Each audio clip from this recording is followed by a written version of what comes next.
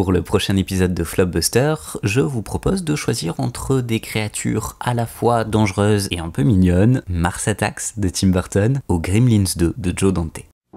Happy New Year from TV8. Nous sommes en 1990. Ghost devient le blockbuster surprise de l'été et accessoirement le plus gros succès de l'année. Kevin McAllister donne une bonne leçon aux casseurs-flotteurs dans Maman j'ai raté l'avion. Ouais, c'est marrant. Paul Verhoeven adapte très librement Philippe K. Dick avec Total Recall et c'est Yves Robert qui signe le plus gros succès français de l'année avec La gloire de mon père. Le 2 novembre 1990 va sortir un film totalement ignoré qui va être balayé par les grosses sorties de fin d'année et qui sortira 2 mois plus tard chez nous dans la même indifférence. Ce film, c'est L'échelle de Jacob. Comment un objet aussi culte qui va inspirer Silent Hill et d'innombrables œuvres a pu se planter à ce point? Pour retrouver le format Flopbuster, j'avais envie de vous parler de L'échelle de Jacob réalisé par Adrian Lyne.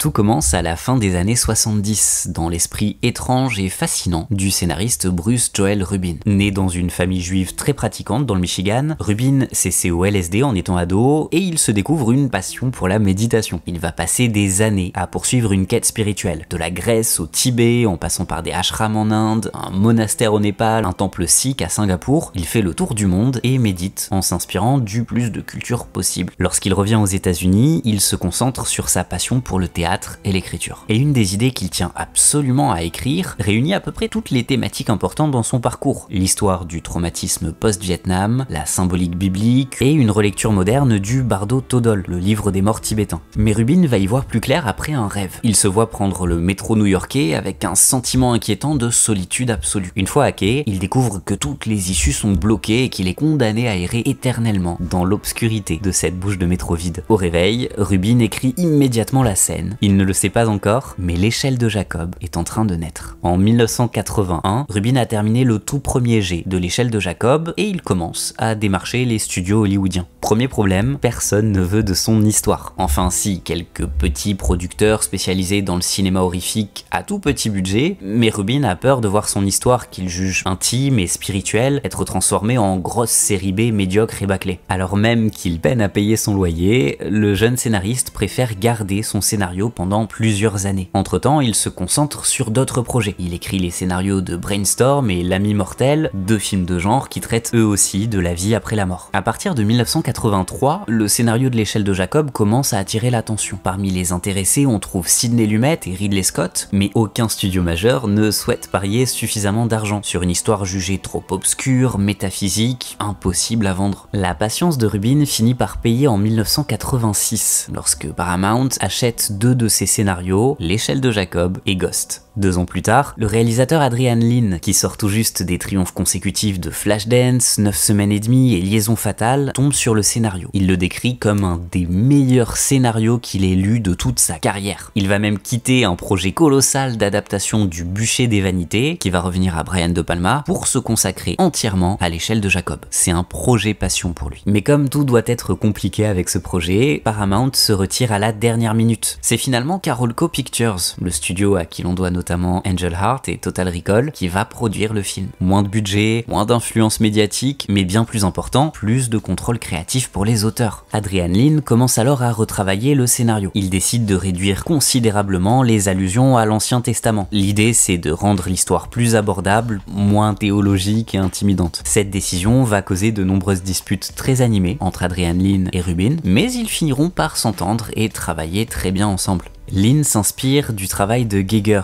le papa du xénomorphe, pour l'imagerie de son film, ainsi que du travail de Francis Bacon, ce fameux peintre qui a été central au développement artistique de David Lynch, mais ça vous le savez puisque vous avez regardé ma rétrospective. L'autre inspiration d'Adrian Lyne, c'est le fabuleux court-métrage en stop-motion Street of Crocodiles des frères Quay, sorti en 1986. Parmi les changements majeurs, le script de Rubin contenait une échelle très littérale à la fin du récit entre le ciel et l'enfer. Lyne a décidé de conserver conserver la métaphore, tout en rendant le symbole plus fin, plus réaliste. Lynn décide également de ne jamais montrer Jacob et ses visions cauchemardesques dans le même plan, afin de maintenir l'ambiguïté autour de tout ce qui nous est présenté à l'écran. Enfin, les visions de Jacob dans le script étaient très inspirées de l'imagerie biblique. Là encore, Adrian Lyne souhaite des monstres plus originaux. Il craignait que les créatures de Rubin fassent rire le public au lieu de le terrifier. Commence alors le casting. Pour le rôle principal, plusieurs acteurs célèbres sont envisagés. Dustin Hoffman, Richard Gere ou encore Al Pacino. Mickey Rourke va refuser le rôle. Adrian Lyne voulait surtout Tom Hanks, mais ironie du sort, il va décider d'aller tourner Le Bûcher des Vanités à la place. C'est finalement Tim Robbins qui est sélectionné. Un changement radical pour quelqu'un qui jouait l'année précédente dans Eric le Viking de l'ex Monty Python Terry Jones.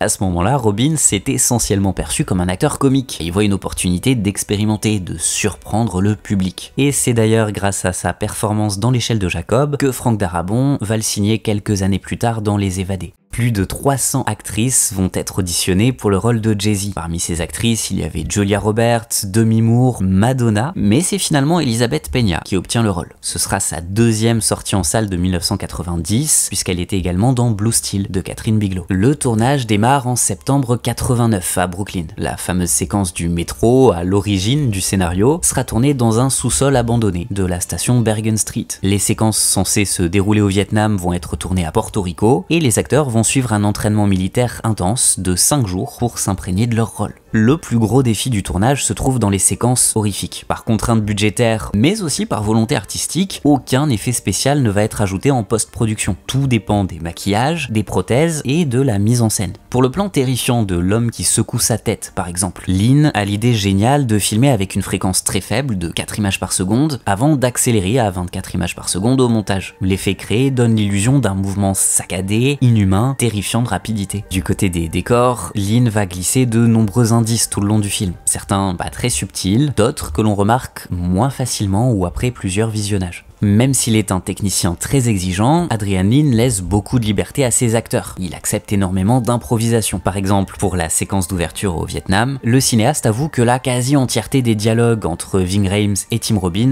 ont été improvisés. Et pour la dernière anecdote, Gabe, le fils de Tim Robbins dans le film, est interprété par Macaulay Culkin. Alors on est très loin de son rôle dans Maman j'ai raté l'avion, mais c'est assez marrant l'écart de registre entre les deux films qui sont sortis la même année. Une fois le tournage bouclé, L'échelle de Jacob est présenté en projection test. Et nouveau problème, le public trouve que c'est trop long, trop sombre, trop excessif. Adrian Lyne va devoir couper près de 20 minutes de son montage final, essentiellement des séquences présentées dans le dernier acte. Il faudra attendre la sortie de l'édition DVD sortie en 1998 chez Artisan Entertainment pour que 3 scènes coupées soient rajoutées dans les bonus. L'échelle de Jacob sort dans les salles américaines le 2 novembre 1990. L'accueil critique est mitigé. Roger Ebert est très enthousiaste, en donnant au film la note de 3,5 sur 4. Le New York Times parle d'une expérience dévastatrice sur le plan émotionnel. Mais à l'inverse, beaucoup reprochent à Lyne d'être un énième cinéaste venu de la pub et des clips, bon qu'à livrer une esthétique vulgaire, tape à l'œil mais vide de sens. Entertainment Weekly écrit qu'on attend simplement la fin du film pour en être libéré. Le célèbre critique Kim Newman y voit un remake fade et désincarné du Carnaval des âmes. En France, Philippe Rouillet décerne au film la note de 1 sur 5 et s'avère particulièrement critique de ce qu'il juge être la piètre performance de Tim Robbins. Au box-office, le film signe un premier week-end décent, une semaine de démarrage à peu près correcte d'environ 15 millions de dollars, mais il va très rapidement chuter. Dès le 9 novembre, Danse avec les loups et Chucky 2 lui volent la vedette. Et même La Poupée Maléfique finira par faire un meilleur score final que L'échelle de Jacob. Et puisque la concurrence n'était pas suffisante, le reste du mois verra débarquer Maman j'ai raté l'avion, Misery, Tel père telle fille, Rocky 5 et Predator 2. Le film d'Adrian Lyne finira sa course avec à peine 26 millions de dollars de recettes, pour un budget de 25 millions hors frais de promotion. Il sera déclaré comme étant un flop. Et c'est encore pire quand on le compare à la filmographie d'Adrian Lyne dans ces années-là. Ses 3 films précédents avaient rapporté un total cumulé de 620 millions de dollars. Son film suivant va frôler les 270 millions. Bref, L'échelle de Jacob, c'est une immense déception commerciale dans sa carrière, et c'est probablement pour ça qu'il est retourné au polar érotique, aux films sulfureux, sans plus jamais mettre un pied dans l'horreur, ni dans un cinéma plus intime ou expérimental. Mais alors L'échelle de Jacob, qu'est-ce que ça raconte ? Et qu'est-ce que ça vaut ? Et puis si le film est si génial, comment expliquer son échec ? Attention, spoiler. En octobre 1971, Jacob Singer fait partie d'un groupe de militaires américains déployés au Vietnam. Son régiment va subir une attaque éclair mais brutale. 4 ans plus tard, il vit à Brooklyn et peine à retrouver une stabilité psychologique. Hanté par ses souvenirs du Vietnam, il se retrouve bientôt confronté à d'étranges visions. Il se sent persécuté par des créatures surnaturelles, des monstres abominables. Pire encore, il apprend que ses anciens camarades ont exactement les mêmes visions infernales que lui. La force majeure de l'échelle de Jacob, c'est sa capacité à jongler entre plusieurs registres et thèmes principaux. On a parfois tenté de le limiter au rang de simple film à twist, et c'est faux. Ça serait complètement passé à côté de ce qui fait l'âme du récit. Et à vrai dire, si je me suis pris le twist en pleine tête quand j'ai découvert le film à 15 ans, en le revoyant aujourd'hui, je vois bien les grosses ficelles. Je vois qu'on peut largement prévoir la surprise à des kilomètres, mais le truc, c'est que le film est tellement bien écrit que ça n'enlève rien à sa puissance. Parlons justement du twist. À la fin du film, on réalise que les flashs du Vietnam n'étaient pas des souvenirs, mais se déroulaient en temps réel. Tout ce qui se passe à New York n'est que le produit de l'imagination d'un Jacob agonisant, qui erre dans une sorte de purgatoire mental, entre vision infernale et tentative d'accéder au paradis. En toute fin de récit, les médecins de l'armée le déclarent mort, mais soulignent 2 choses. He looks kind of peaceful, the guy. What a hell of a fight, though. Il a énormément lutté et il a trouvé la paix. Ce twist explique bien des choses quant aux nombreux symboles religieux dissimulés tout le long du film, à commencer par les prénoms. Jacob, célèbre patriarche biblique, celui-là même qui a reçu la vision de cette échelle entre le ciel et la terre, avec des anges qui montaient et descendaient en même temps. Un symbole qui représente parfaitement le parcours de notre héros. Il est entre l'enfer et le paradis. Il monte ou il descend, selon les séquences, et son objectif, une fois qu'il le comprend, c'est de trouver le bon chemin. Un des tout derniers plan du film sera d'ailleurs son ascension d'un escalier, son échelle de Jacob à lui, avec son fils décédé, Gabe. Il monte vers la lumière, ce qui explique le visage paisible que constatent les docteurs à sa mort. Symboliquement, il a trouvé le bon sens de l'échelle. Mais à vrai dire, tous les prénoms bibliques du film ont un sens. Justement, son fils Gabe, dont il n'est jamais parvenu à faire le deuil, c'est un surnom pour Gabriel, présent à la fois dans la tradition juive, chrétienne, dans le Coran et même dans le Talmud de Babylone. L'archange Gabriel est souvent associé à des thématiques qui trouvent toute leur place dans l'échelle de Jacob. C'est lui qui est lié aux visions monstrueuses du prophète Daniel, un prophète qui déclare lui-même ne pas comprendre ce qu'il voit ni ce qu'il écrit. Gabe est lui aussi lié à toutes les visions de son père dans le film, et Jacob ne comprend pas ce qu'il voit. Mais l'archange est aussi lié au réconfort. C'est un messager divin qui apporte de grandes nouvelles, comme la naissance du Christ. Dans le film, Gabe est la source même du réconfort. C'est lui qui apporte la paix intérieure, lui qui symbolise l'acceptation de son père et le guide vers Dieu, le paradis, l'apaisement ou n'importe quelle autre source lumineuse que l'on voudra projeter symboliquement sur la fin du récit. Autre prénom clé dans le récit, c'est celui de Jessie, la compagne de Jacob. Jessie pour Jézabel. D'ailleurs, Jacob lui fait remarquer très explicitement qu'elle a un prénom biblique.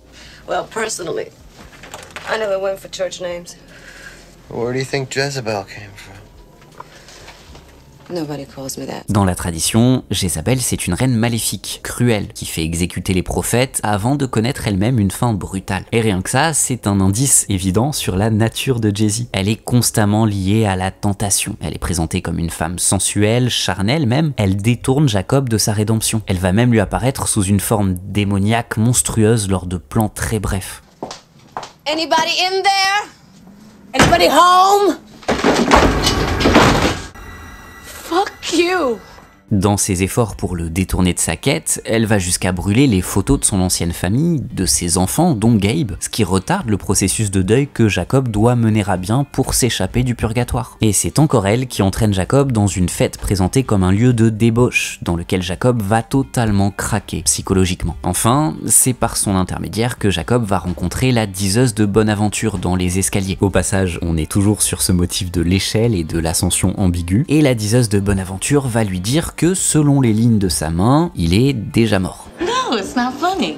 See, according to this, you're already dead. Oui, quand je disais que le twist est évident, il est extrêmement appuyé. Au point que ça semble logique qu'Adrian Lyne nous pousse à voir au-delà. Il est conscient que la surprise finale n'en est pas vraiment une. En tout cas que c'est pas l'intérêt principal de son récit. Le film de Lyne aborde également la question de la drogue. Une question là encore très fortement appuyée par les décors, notamment tous les panneaux publicitaires dans le métro. Mais pas n'importe quelle drogue. L'échelle de Jacob fait référence aux expériences controversées et contestées par le gouvernement que l'armée américaine a été accusée de faire sur ses propres soldats. Lors du twist final, on découvre que Jacob et ses frères d'armes n'ont pas été attaqués. Ils ont été le produit d'un test gouvernemental. Une drogue censée décupler leur agressivité au combat, et ils se sont entretués. Adrian Lyne en profite pour questionner le traitement des vétérans de guerre aux États-Unis, ainsi que l'inutilité tragique de la guerre du Vietnam. Dans ses séquences new-yorkaises, le film met en scène des militaires traumatisés, brisés, qui errent tels des fantômes dans une ville rongée par le mal. Comme si l'Amérique continuait à payer le prix de ses crimes de guerre en se désintégrant de l'intérieur. Un mal qui ronge, un esprit qui hante, New York devenu purgatoire pour les péchés d'un gouvernement lâche qui a trahi les siens tout autant que le reste du monde. Mais à vrai dire, au-delà de toutes ces symboliques, qui sont assez passionnantes pour une analyse théorique, on va pas se mentir, ce qui fait l'immense réussite de l'échelle de Jacob à mes yeux, c'est sa dimension profondément émotionnelle. J'ai tendance à penser que les grands films d'horreur sont avant tout de grands drames psychologiques, humains et familiaux. Le motif du deuil, par exemple, est au centre des premiers films de Ari Aster. Midsommar et Hérédité nous racontent en grande partie l'horreur de la perte d'un être aimé, la tragédie déchirante de savoir qu'on ne retrouvera plus cette personne. Et c'est une thématique qu'on retrouve dans de nombreux grands films d'horreur. The Descent, L'Orphelinat, Mr. Babadook, même le légendaire William Friedkin a toujours refusé de catégoriser L'Exorciste comme un film d'horreur parce que lui pensait avant tout avoir fait un drame familial sur la perte des repères et la crise des croyances. En ce sens, l'échelle de Jacob est un immense drame psychologique sur le deuil. Jacob doit faire un double deuil, accepter la mort de son fils dans un accident tragique et accepter sa propre mort. Pour l'accident de voiture qui a causé la mort de Gabe, tout le film tourne autour de cette symbolique. On voit le vélo renversé dans l'hôpital des enfers, à mes yeux un des plus grands moments de terreur de l'histoire du cinéma. Et la voiture revient à maintes reprises, une voiture avec d'étranges créatures sans visage qui tentent d'écraser Jacob en tout début de récit, un miroir déformé de l'accident tragique qui le hante.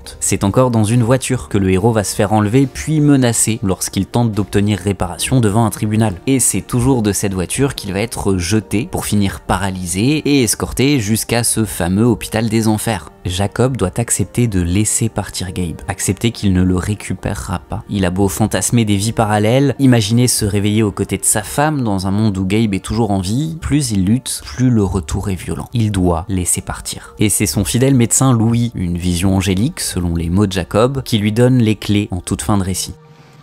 If you've made your peace, then the devils are really angels, freeing you from the earth. En citant le théologien allemand Maître Eckhart, Louis lui fait comprendre que ce qu'il prend pour une torture de démon en enfer n'est qu'une opportunité d'accepter la fin, de laisser partir toute attache émotionnelle au monde qu'il quitte. Une fois qu'il fera la paix avec sa propre mortalité, une fois qu'il acceptera que le monde continue sans lui, il pourra s'élever. Le déni de la mort de Gabe, le déni de sa propre mort, tout cela doit cesser. C'est ce qui fait de l'échelle de Jacob un film profondément triste. C'est un récit endeuillé, une histoire déchirante qui nous raconte notre propre fin. Et quelque part, le film nous dit que nous ne sommes rien. Non, un purgatoire surnaturel ne va pas s'abattre sur New York parce qu'un seul homme s'éteint. La vie continue, le jour se lèvera à nouveau, le mieux que l'on puisse espérer, c'est d'avoir fait la paix avec les autres et avec nous-mêmes lorsque nous allons expirer notre dernier souffle.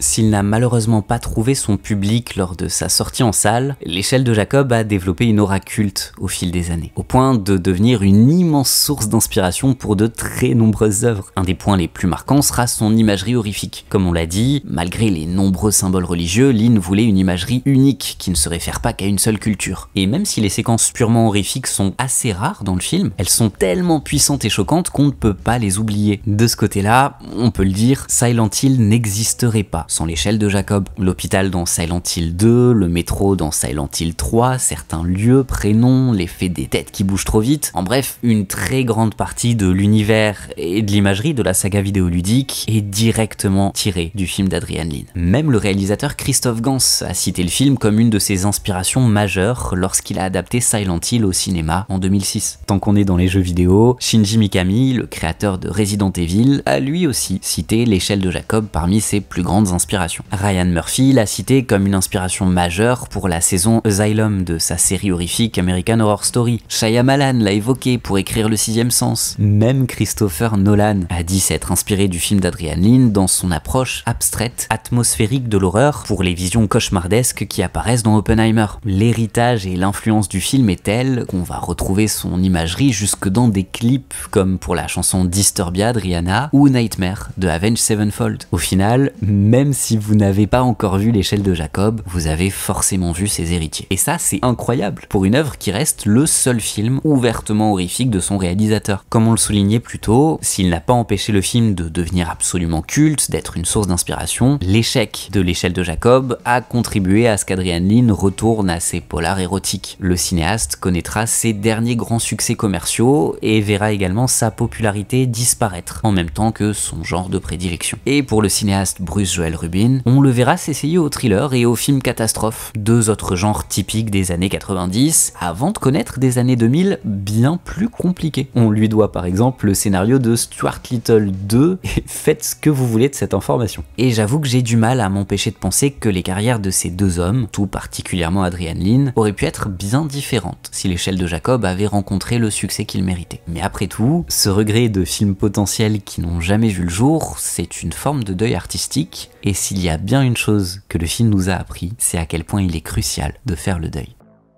Merci d'avoir regardé cette vidéo jusqu'au bout. N'oubliez pas de voter en commentaire pour le prochain épisode, partagez, likez, vous connaissez la chanson. Vous pouvez soutenir mon travail directement sur YouTube ou sur Tipeee, et je vous dis à très bientôt pour de nouvelles vidéos.